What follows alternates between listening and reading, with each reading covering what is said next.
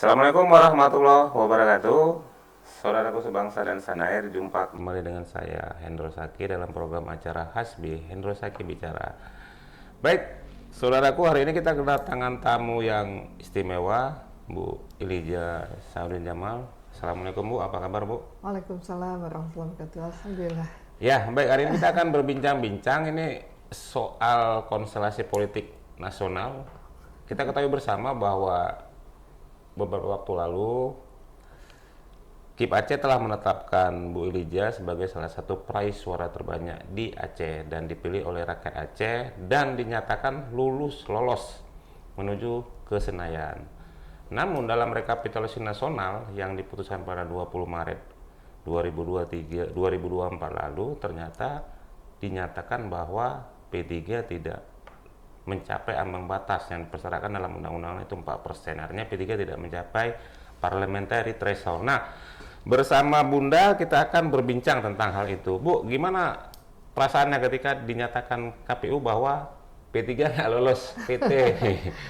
Ya pastinya yang pertama kaget ya. Kaget Bu ya. Karena memang secara rekap internal P3 sudah di atas 4%. Bahkan ada yang kita lihat bahwasanya 4 sampai 4,04% gitu ya. Ya terus terang ketika saya mendengar berita itu banyak teman-teman sebelumnya yang mengingatkan, "Wih Lisa, kayaknya hitungan KPU nih P3 gitu kan." Ya kita coba konsolidasi, coba koordinasi, coba komunikasi. Tapi memang sampai 2 hari sebelum penetapan masih optimis gitu ya, masih optimis. Ya tapi lama kelamaan hasil KPU kan kita punya rekap yang perbandingan antara KPU kan itu yang belum masuk dari Papua Tengah, Jambi, Sumut ya. Nah kita coba kumpulin data baik secara partai maupun personal kan, pengen tahu ya. Tapi lagi-lagi kan kita kan orang beriman, berpolitik kan bukan sehari 2 hari. Ya tentang resiko apapun kan kita udah biasa hadapi. Iya. Ya sudah, innalillahi wa inna ilaihi raji'un. Tapi kan kalau memang gak lewat di hitungan KPU, ya punya jalur lain yaitu melalui jalur konstitusi yaitu MK. Nah, ya kita akhirnya awal komunikasi sama ya ketum, sama para ketua ya Pak Ahmad Baidowi juga, Pak Amirus Kara yang selama ini intens di DPP kan untuk mengawal suara P3. Ya ketika beliau jawab WA saya, ya kalau kita udah berjuang begini terus hasilnya begini ya mau gimana.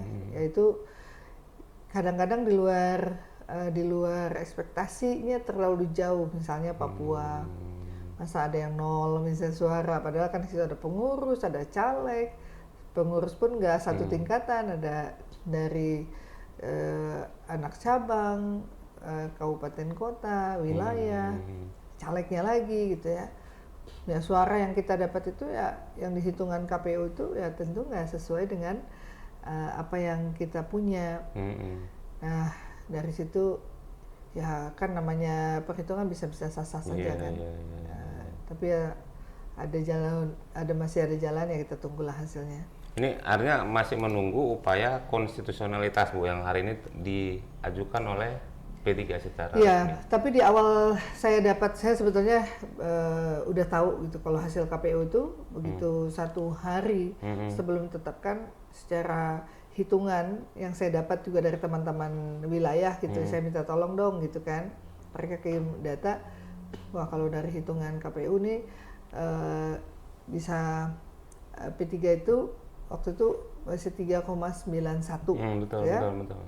3,91. Tapi kalau hitungan kasar yang kita hitung, kalau yang dengan hitungan KPU itu wah bisa turun malah benar jadi 3,87 terakhir. Perolehan itu udah ya saya langsung mengucapkan terima kasih kepada seluruh tim relawan, ya masyarakat yang sudah memilih gitu ya, sehingga nggak terjadi mungkin hal yang simpang siur, yang penasaran ya tentang faiza azamta fatawakkal 'alallah, ya tentu saya juga sudah berjuang, sudah berusaha, masyarakat sudah kasih amanah, kita termasuk orang yang dipercaya dengan perolehan suara badan itu sampai 111.000 suara gitu ya. Suara. Nah itu kan bukan hal kecil gitu ya dari benar. apa yang kita peroleh. Tentu saya harus cepat-cepat memberikan informasi di awal semua, biar semuanya juga siap secara lahir dan batin gitu ya. Tentu kan semua ini ya sedih, ya nggak, ya ada yang kurang siap juga karena selama ini kan saya selalu ada di tengah masyarakat, terutama di Dapil 1 bahkan di Dapil 2 juga kita banyak membantu di bidang pendidikan, beasiswa. Harapan mereka kan punya harapan besar agar anak-anak mereka itu bebas dari biaya pendidikan, bisa terbantu yang selama ini udah kita jalankan, dan anak-anak yang kuliah. Nah itu kita pahami betul gitu. Jadi memang saya sudah terbiasa dengan hal-hal ketika saya mendapatkan sesuatu putusan, itu saya mempersiapkan diri lebih siap, keluarga, sehingga orang lain juga insya Allah itu akan juga bisa menerima itu dengan lapang dada. Walaupun setelah pasca penetapan KPU sesuai dengan apa yang kita sampaikan, di banyak di alat komunikasi misalnya WhatsApp gitu ya, yang telepon, yang WA lah gitu, yang WA, kemudian juga di media sosial, tanggapan-tanggapan. Bahkan saya buat BIMTEK kan ada kegiatan yang saya laksanakan. Ya pesertanya jadi nggak concern, banyak yang nangis. Lebih banyak membicarakan ibu nih, ini mana? Lihat saya aja, biasanya kalau masuk satu ruangan kan semangat gitu kan. Ini liatin cara mandangnya itu kayak gimana gitu. Terus begitu saya dekat ke mereka langsung peluk, cium, dan nangis. Ya biasalah gitu ya. Jadi suasananya jadi haru kan. Walaupun ya saya bercanda gitu sama mereka di awal-awal pas hari 2 hari pasca penetapan saya pulang ke Aceh. Ya di pidato saya di awal saya bilang ya hari ini saya lemas bukan karena puasa, tapi karena lemas karena berita 2 hari ini. Jadi kan semuanya langsung suasananya langsung beda kan.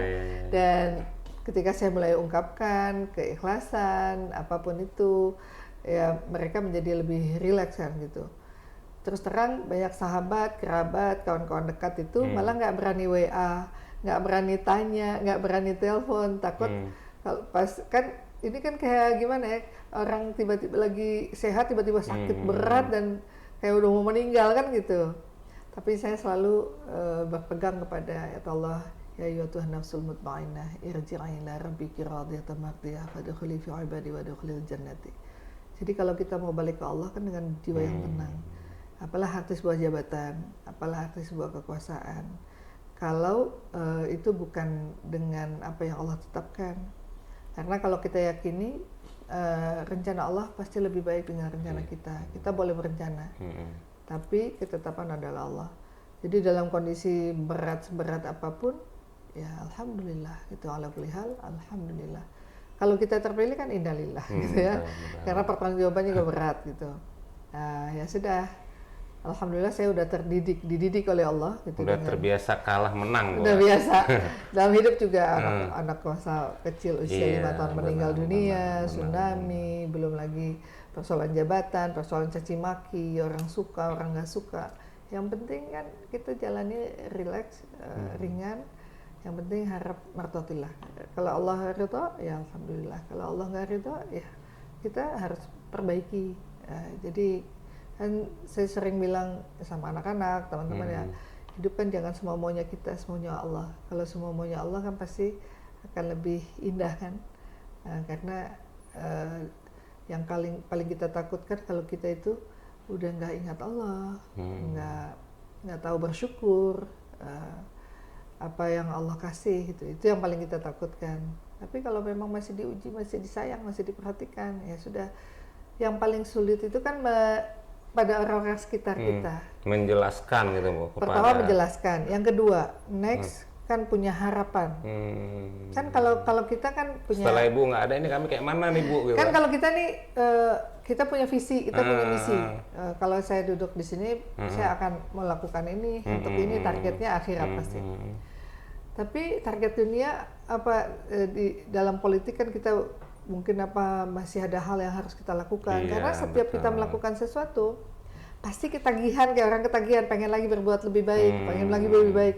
Nah sementara orang-orang sekitar kita kan mereka bekerja, ya pasti mereka punya harapan juga kan. Yang pertama mereka bisa lanjutkan kerja mereka dengan kita, mereka juga pengen berbuat, mereka juga nyaman dengan suasana yang sudah kita bangun.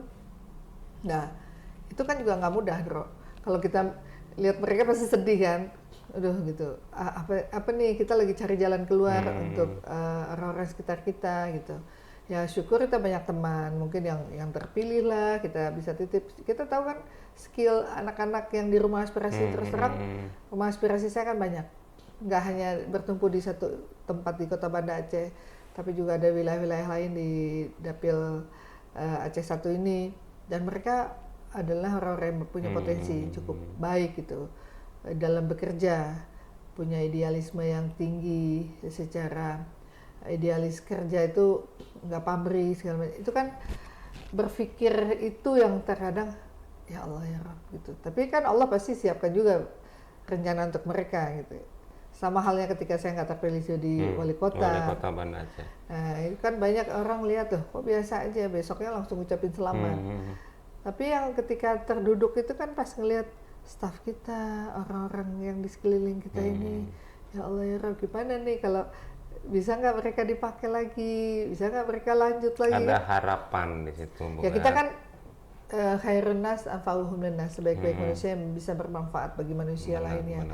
Yang kita yang pertama harus bermanfaat kan untuk masyarakat secara luas. Tapi ada yang lebih, yang orang-orang setia di samping kita, itu kadang-kadang lihat itu yang, oh ya Allah gitu kan itu kita punya keterbatasan juga manusia. Tapi dengan dia melihat kita tegar dan kita on the track yang kita sampaikan, yang kita lakukan, ya pastinya mereka juga akan bersyukur, mereka juga akan bisa terima, pastinya mereka akan berpikir ya pasti ada jalan lain yang Allah kasih kan gitu. Nah itu yang nggak mudah. Nah. Jadi kalau untuk kita pribadi kan insya Allah semua udah kita jalanin gitu ya, dari jabatan konstituen ini Bu, bagaimana mereka harapan kita menjelaskan. Tapi ada nggak Bu, misalnya hal-hal yang mungkin berkesan gitu ketika dinyatakan oh ini P3 nggak lewat, mereka sampaikan ke Ibu itu dengan penuh kesan gitu yang Ibu pastilah secara emosional dari gitu. Si Belu itu WA itu sempat nangis juga. Baca WA ini, kalau makin kita baca WA ini makin terharu ya kita, begitu orang peduli sama kita, begitu orang tuh menampung harapan yang luar biasa gitu. Jadi mereka tuh kayak orang, kayak kita lagi udah mau meninggal. Gitu ya. Nggak excited gitu, nggak percaya itu gitu. WA-nya panjang-panjang. Oh Bu ya Allah, terus ada lagi yang berempati, bersimpati. Gak apa-apa nih, ada tempat lain, nggak ada di sini gitu. Atau udah pindah aja ke sini, nanti kamu di sini aja sama saya, kan ada juga sahabat-sahabat teman-teman gitu kan. Nggak apa-apa, malah yang lintas partai gitu ya. Oh Bu Liza tuh sahabat kita, gini-gini gitu-gitu. Pokoknya ini masih ada harapan kan. Di situ kita lihat, nah di situ kita sempat terharu. Tapi satu sisi kita terharu gitu ya, satu sisi kita bersyukur, kita masih disayang, kita orang masih peduli. Ya pastinya 111 suara itu kan punya harapan yang mereka tumpukan kepada kita. Ya sayangnya dengan aturan perundang-undangan hari ini gitu ya, mana pemilunya disekaliguskan dengan presiden, saat pemilu orang fokus dengan presiden, nggak fokus dengan pileg gitu ya. Terus kemudian juga dengan harus parliamentary threshold harus 4%, sementara 2009 dulu kan 2,5%. Ada keputusan MK yang baru akan ditetapkan nanti 2029. Ya sebetulnya kan ada ketidakadilan. Kita suara terbanyak, kepercayaan masyarakat untuk kita tinggi, Rakyat milih, rakyat tapi pilih, begitu kesempatan terbentur untuk aturan. orang lain dikasih Iya, kan, benar. headline loh diseram di Ah. Indonesia, foto besar. Saya bilang coba foto itu waktu kampanye, suaranya bisa nambah, tapi justru besar waktu saya dapat nggak lolos gitu ya, malah berita Prabowo Gibran terpilih yang diumumkan oleh KPU lebih kecil di bawah, tapi Elizanya besar sekali. Nah di situ kan bagus gitu, berita itu membuat seluruh Aceh itu tahu, wah posisi Eliza ini rupanya sudah digantikan oleh posisi orang lain gitu.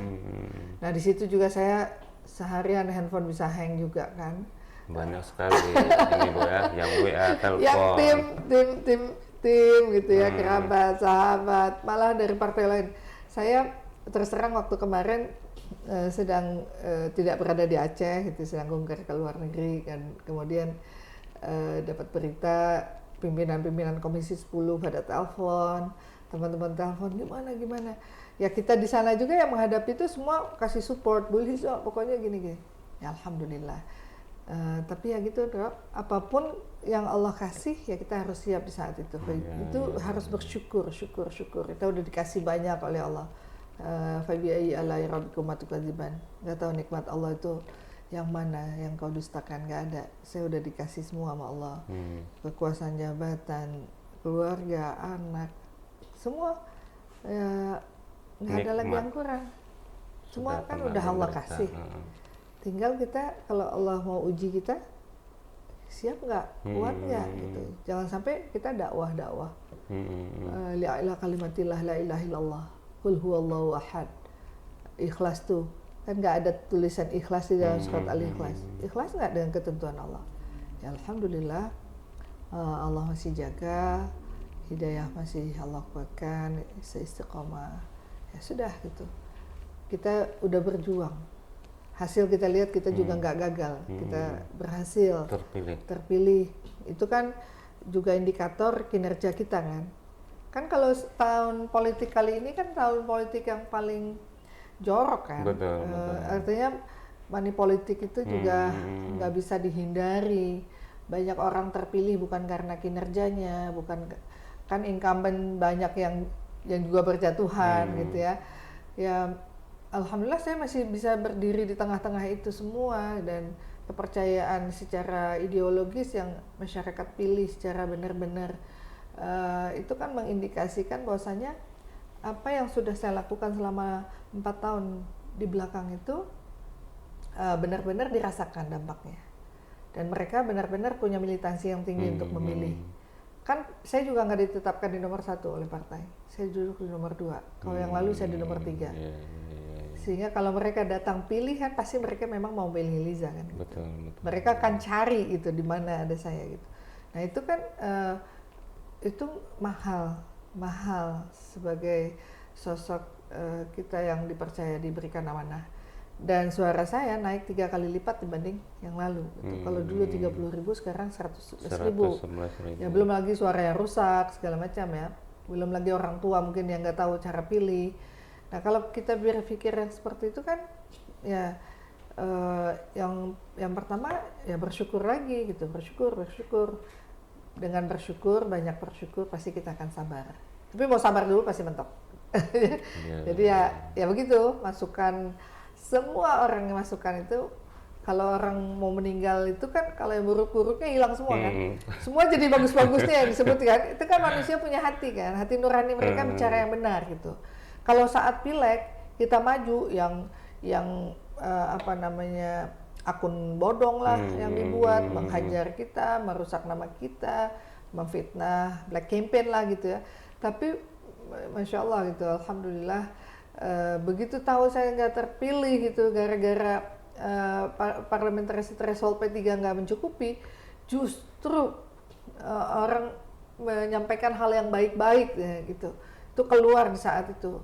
Nah itu kan kita juga melihat ini kita kan semakin hari harus bermuhasabah diri. Betul. Kurang pasti banyak, salah juga pasti banyak, dosa juga pasti besar. Tapi dengan begitu mudah-mudahan kan akhir dari kehidupan ini kan kita akan mendapatkan sesuatu yang baik juga begitu. dari masyarakat, orang-orang sekitar kita. Nah itu juga, kan itu spontanitas ya, suara hati itu. Duk gitu, suara hati. Ya udah, yang penting kita tuh selalu baik sama orang. Tentang orang nggak baik sama kita itu kan urusan orang lain gitu. Jadi prinsip-prinsip yang seperti itu, saya sebagai perempuan, sebagai ibu, sebagai istri, sebagai orang yang pernah memimpin masyarakat di kota, keteladanan itu kan kita harus bisa bukan hanya bicara tapi bisa mencontohkan. Gitu. Ya ini Bu, kalau kita lihat kan secara PT kan hanya butuh 0,0 sekian persen untuk mencapai ya sekitar 180.000 ya. Satu kursi atau 2 kursi Bu ya. Iya. Nah ini proses optimisme P3 di proses di MK ini gimana Bu? Ya, tim kuasa hukum yang sudah disiapkan oleh partai ya untuk melaksanakan tugas-tugas di konstitusi. Mereka udah mengumpulkan seluruh data, tapi nggak seluruh daerah yang dikumpulkan datanya, karena memang di wilayah-wilayah tertentu saja yang memang suara kita 200.000 suara itu hilang di mana, itu tercecer di mana, diambil di mana. Nah itu yang kita ingin kembalikan gitu. Ya mudah-mudahan dari dokumentasi apa yang sudah disampaikan di MK dalam pembuktian nanti, ya mudah-mudahan bisa dibuktikan dan suara P3 bisa dikembalikan. Dan mudah-mudahan PT itu bisa terpenuhi. Itu kan masih harapan ya. Tapi kan lagi-lagi nggak mudah seperti mana kita membalik telapak tangan. Karena data C1 itu bawanya sampai pakai kontainer. Mereka bawa pakai kontainer itu ke MK tuh. Banyak nggak tidur malam sampai samjud subuh. Harusnya ini kan ibadah kita terbesar kan hari ini untuk diri dengan Allah, karena Ramadan ini kan bulannya aku, kata Allah kan, untuk Allah gitu kan. Tapi ya ini juga perjuangan, ini kan juga ibadah, menegakkan kebenaran, untuk menyampaikan kebenaran, yang hak yang batil. Ini kan haknya kita, haknya rakyat Indonesia, haknya Partai P3 yang sudah dipilih rakyat, suaranya hilang di tengah jalan, tercecer di tengah jalan, harus diperjuangkan. Nah mudah-mudahan ada jalan Allah kasih dan pembuktian itu bisa dibuktikan. Dan kemudian ya MK nanti putuskan yang terbaik lah gitu ya. Tapi apapun itu kita udah siap. Sebelum dimajukan MK aja kita udah siap. Tapi yang namanya kita berikhtiar kan harus maksimal, semaksimal mungkin. Tapi kalau nanti ketetapannya juga tidak sebagaimana harapan, ya pasti punya langkah-langkah ke depan lainnya kan. Dulu ingat anak saya bilang waktu saya nggak terpilih, anak-anak saya bilang, Mama selamat istirahat. Istirahat dalam Islam kan bukan tidur, bukan berdiam diri, tapi berpindah dari satu pekerjaan ke pekerjaan lain. Nah pekerjaan lain apa itu masih belum tahu nih Bro. Mudah-mudahan Allah aturlah semua langkah-langkah yang baik. Iya.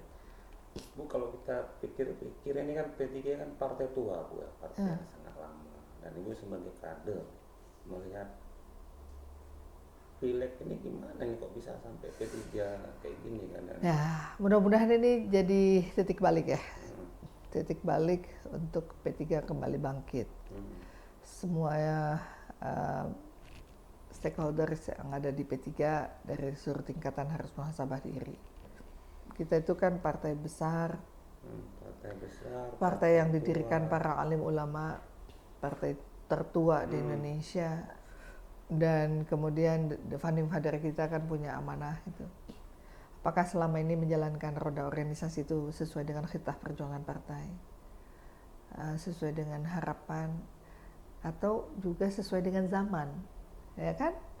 Kalau sesuai dengan apa yang diamanahkan, tapi kan juga kalau belum nggak sesuai dengan zamannya, maka akan tergilas oleh zaman kan. Didiklah anak-anakmu sesuai dengan zamannya. Dan mengelola partai juga harus sesuai dengan zaman hari ini gitu. Segmen mana yang mau disasar. Hari ini kan suara itu ada di suara anak muda, ada perempuan, ada target yang kalau kayak gimana keberadaan di pesantren, masjid segala macam. Ini kan semuanya harus dievaluasi. Evaluasi, berbesar hati. Namanya kita Partai Persatuan Pembangunan, dengan persatuan kita bisa membangun. Ya selama ini kan banyak juga terdengar P3 sebenarnya secara internal kan banyak terpecah-pecah gitu ya. Yang mudah-mudahan dengan kondisi Nadir terbawa hari ini kan terpuruk ya, sangat terpuruk gitu ya. Karena kita dari kecil udah tahu nih P3. Abang Ka'bah gitu. P3 sama PDI dulu ya. Tapi hari ini hampir hilang nih Bu. Makanya mudah-mudahan Allah itu uji P3 ya ke depan ya benar-benar lakukan perubahan secara total gitu. Totalitas, insya Allah mudah-mudahan bisa kembali lagi dengan lebih baik, insya Allah. Ya, kalau target the next ini apa Bu? Misalnya kalau kemudian hasil keputusan MK menyatakan bahwa P3 memang tidak lolos. Menurut Hendra apa? Bagus ya? Ada the next target Ibu secara politik gitu Bu. Apa mau jadi wali kota lagi misalnya, wali kota Banda Aceh, atau ikut pemilihan gubernurnya pilkada di depan mata Bu, November ya ada jalan keluar lain berarti kan yang harus dipikirkan. Ada the next apa gitu Bu? Ya Pak Hendro ini kan bukan orang di media kan cukup paham kira-kira cocoknya apa gitu kan. Kalau saya udah mempersiapkan diri, pasti saya tahu akan langsung jawab oke, the next saya akan kesini gitu kan. Tapi persoalannya kita belum nyiapin belum nyiapin, tapi memang atau mungkin ada ajakan gitu Bu ajakan ada dari partai-partai untuk mengajak ada ya, terus terang untuk sebagai calon wali kota dan juga wakil gubernur gitu ya. Kalau level gubernur mungkin terlalu tinggi ya. Kalau diajak jadi wakil gitu Bu. Wakil, terus diomong-omongin. Siapa yang ngajak tuh Bu kalau boleh tahu? Ya adalah beberapa ya. Ada beberapa ya. Kan tapi yang namanya politik kan berproses. Nggak berproses, dan kita tahu diri juga, menempatkan diri pada tempatnya gitu. Dan kemudian kalau untuk mengabdi kan dimanapun saya siap ya. Kan udah lihat gimana saya jadi wakil wali kota, kita jadi wakil wali kota yang juga termasuk 4% Indonesia yang nggak pernah ribut dengan wali kotanya. Ketika kita membangun kesuksesan bersama, ditinggal terus kita melanjutkan, insya Allah kita istiqomah juga melanjutkan cita-cita bersama. Kita kerja itu bukan karena mau menonjolkan diri kita, tapi apa yang telah kita rencanakan bersama dengan almarhum waktu itu, yang mungkin orang lain menganggap mana mungkin Iliza mampu gitu, siapa Iliza gitu, paling mampunya razia-razia kan gitu. Tapi ternyata kan ada lahir flyover, Transkuta Raja, bisa bangun gedung pertemuan juga, kita juga bisa survive dari sisi anggaran, kita juga termasuk WTP itu sampai 10 kali berturut-turut. Selesai saya meninggalkan jabatan, KPK menentukan beberapa wilayah yang disurvei Banda Aceh termasuk kota yang terbersih dari sisi pertanggungjawaban anggaran gitu ya. Dari kita lakukan evaluasi kan ya artinya yang kita lakukan udah cukup on the track gitu. Dari yang ditinggalkan oleh almarhum gitu, yang orang pikir mana gitu kan. Ya kalau Allah bantu apa yang nggak ada yang susah kan. Walaupun saya bukan seorang engineer gitu, tapi ternyata Allah memudahkan jalannya. Nah setelah itu saya juga nggak berhenti di situ kan, saya jadi staf khusus gubernur, biasa aja gitu kan, wakil gubernur sama Pak Nova waktu itu juga, dan saya juga berkarya, jadi ya kan nggak pernah berhenti. Nah kalau hari ini diajak ke sini secara dukungan penuh besar, ya kita jalanin gitu. Tapi untuk kota itu juga, ini kan banyak nih partai-partai yang sudah mencoba untuk melakukan pendekatan melalui struktur partai gitu ya. Ya kita lihatlah nanti. Pak Hendro lah yang nentukan, kalau memang baik back to Banda Aceh kita balik. Karena kan banyak sekali ya kalau kita bisa katakan legacy ya yang biasa. Memimpin Banda Aceh banyak legacy yang ditinggalkan. memang waktu kita memimpin kadang banyak orang nggak suka ya. Iya. Tapi makanya kalau kita lakukan niatnya harus benar. Terus kita karena kasih sayang. Itu banyak juga mungkin awal-awalnya nggak suka gitu. Tapi gitu waktu saya tinggalin, itu langsung DM. "Wih Liza, dulu kita benci, tapi sekarang nggak ada yang perhatiin kita gitu." Terus juga teman-teman difabel, kemudian ya banyak lah gitu ya, tentang secara internal pemerintah gitu. Tapi saya kan ya udah saatnya orang memimpin ya kita doakan. Apa yang bisa kita bantu, kontribusi kita. Kalau memang ada hal yang kurang kita sampaikan. Tapi kan nggak jor-joran secara terbuka, membuka aib orang, malu-maluin orang, itu kan nggak baik. Ya kita juga bukan baik-baik sekali gitu, tapi untungnya kita jadi lebih baik gitu kan. Nah itulah yang legacy yang kita tinggalkan, sehingga membuat pemahaman masyarakat, oh ternyata ada pembandingan. Pembanding itu kan bisa dilakukan setelah kita tidak memimpin gitu. Kalau waktu kita memimpin semua orang tuh bagus saja, dekat semuanya bagus. Begitu kita nggak ada satu hari kita udah selesai, nggak ada lagi yang dekat sama kita. Nah kan, jadi kita di situ kan makanya nggak usah bersandar dengan manusia, bersandarkan sama Allah. Tapi kalau memang masyarakat menginginkan, kemudian ada jalan Allah kasih, ya kita siap aja. Waktu kita memimpin, berkuasa, banyak sekali sahabat, Bu. Banyak sahabat, ketika semua mendekat. Kita udah kekuasaan.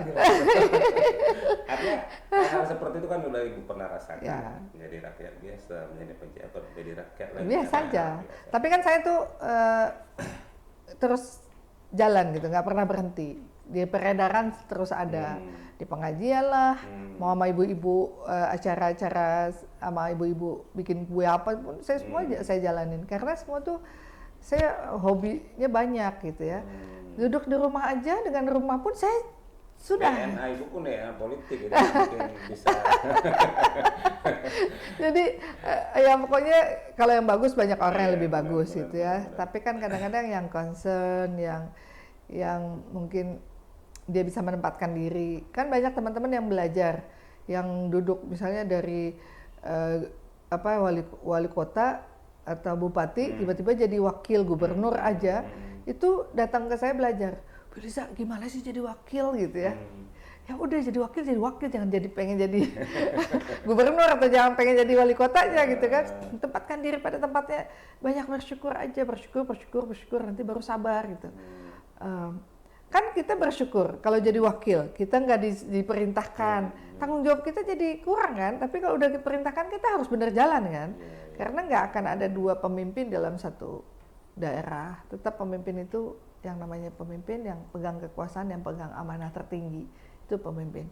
Nah kita mendampingi pemimpin itu juga harus tanggung jawab. Nah kan nggak semua orang juga tahu dalam mindsetnya, orang saya kok udah berjuang, suara saya kok besar gitu, kok iya saya hanya begini gitu kan. Ya kan itu hawa nafsu kan. Makanya apapun ke depan jangan dikedepankan hawa nafsu, termasuk peluang-peluang politik ke depan. Peluang-peluang politik ke depan, katakanlah ada peluang wali kota, peluang wakil gubernur, peluang gubernur atau yang lain-lain lagi apa gitu ya. Yang penting jangan hawa nafsu dikedepankan, karena itu akan buruk nanti dampaknya. Tapi kadang kita memang harus di depan, kadang kita harus di samping, kadang harus di tengah, kadang harus di belakang. Ya semua harus siap. Karena kan ini untuk amal. Benar. Waktu saya jadi staf khusus itu, Bu Liza masa panggil jadi staf gitu. Dari wali kota langsung staf.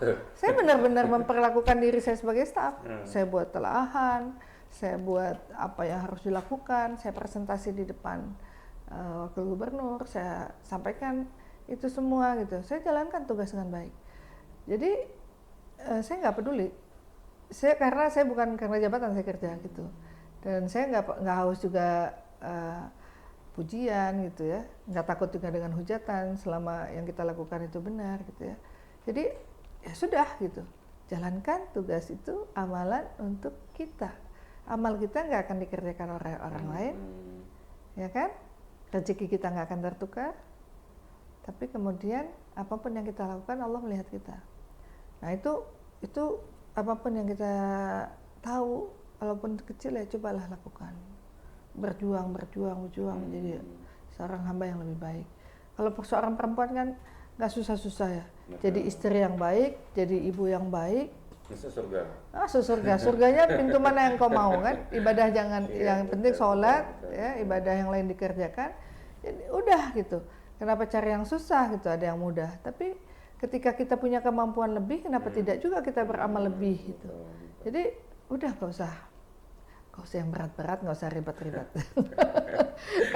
Kalau dihujat itu udah banyak yang hujat juga, dipuji juga udah banyak gitu kan. Dihujat juga nggak akan menjatuhkan kita kalau Allah nggak jatuhkan, dipuji juga nggak akan menaikkan kita kalau Allah nggak naikkan. Gitu. Jadi Allahumma ja'alni sabura wa ja'alni syakura wa ja'alni fi aini saghira wa fi aini nasi kabira. Kalau ada persoalan jangan sampai kita fitnah dunia gitu ya.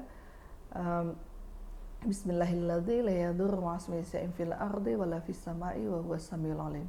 Jadi semua itu ya dengan zikir, minta sama Allah, Allah lagi dan Allah lagi, baliknya ke Allah. Selesai. Gitu. Jadi kalau misalnya ada tawaran untuk maju jadi wali kota Banda Aceh atau maju jadi wakil gubernur, Ibu pilih yang mana nih? Wali kota Banda Aceh atau jadi wakil gubernur? Bagus Endro yang mana? Kan udah bilang tadi nggak tahu yang mana. Kalaupun ada ya. Kalau misalnya ada dua tawaran nih, Bu, jadi wakil.